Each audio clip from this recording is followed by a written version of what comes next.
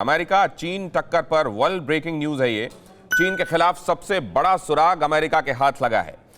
America की agency के लिए काम कर रहा है चीन का हाई रैंक ऑफिसर के पास चीन के स्पेशल और बायो वेपन की खुफिया डिटेल्स भी हैं। अमेरिकी पत्रकार एडम हाउसले ने किया है खुलासा। चीनी ऑफिसर के पास कोरोना वायरस की पक्की खबर है। अमेरिका के लिए काम कर रहा है चीन का एक हाई रैंक ऑफिसर और उसके पास चीन की तमाम पोल पट्टी मौजूद है और इस बारे में अमेरिका की तरफ से ही खुलासा किया गया है। अमेरिकी पत्रकार ने इस बात का खुलासा किया है।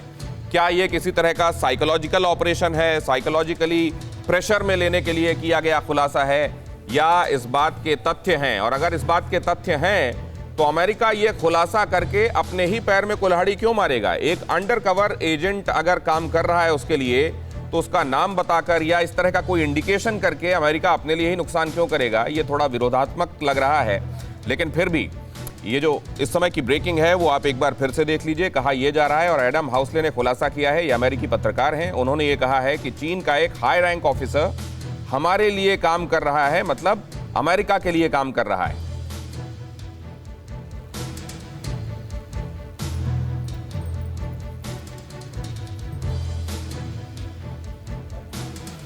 हाई रैंक ऑफिसर की तरफ इशारा करना क्या अपने ही बने बनाए खेल को बिगाड़ना नहीं है? क्या यह सब इसलिए किया जा रहा है कि चीन के यहां पर एक उनके एक्शलॉन में, उनकी हायरकी में ऑफिसर्स के एक खलबली मचाई जा सके? क्या उस तरफ दिमाग ले जाना चाहता है वो चीन का कि वो सोचने लगे कि उसके यहाँ कौन वो ऑफिसर हो सकता है जो उसकी पोल पट्टी बता रहा है अमेरिका को? या इस बात में दम है?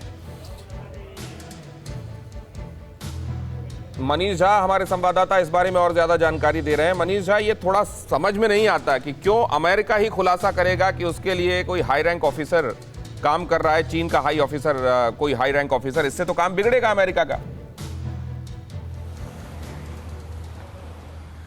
देखिए दिनेश, जितनी मेरी समझ है मुझे ये लगता है कि चीन की कम्युनिस्ट पार्टी के एक सीनियर ओहदे में किसी एक व्यक्ति को अमेरिका के रक्षा विभाग ने पहले अपना एसेट्स के तौर पर डेवलप किया, फिर उसके साथ लगातार वो कांटेक्ट बनाए रखे, 3 महीने से उससे सारी जानकारी ली और अब उस आदमी को सिक्योर करके किसी ऐसी पोजीशन पर रख दिया गया है जहां पर वो उनके एसेट्स के तौर पर है।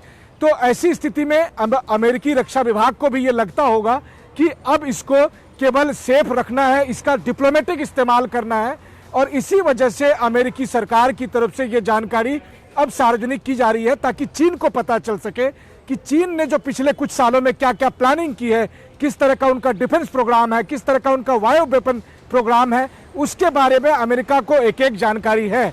इतना ही नहीं बल्कि जो जानकारी मिल रही है उसके मुताबिक इस मामले में पेंटागन ने लैंगले को यानी CIA को भी अपने साथ नहीं रखा है। उस पर भी पेंटागन भरोसा नहीं कर रही है क्योंकि पेंटागन को यह लगता है कि CIA में भी कुछ लोग चीन को यह बता सकते हैं कि यह आदमी कहाँ है, किस तरह की जानकारी अब तक दी गई है, क्या कुछ सच है, क्या कुछ अभी जो जानकारी है वो इकट्ठा करके किस तरह का इस्तेमाल किया जा रहा है।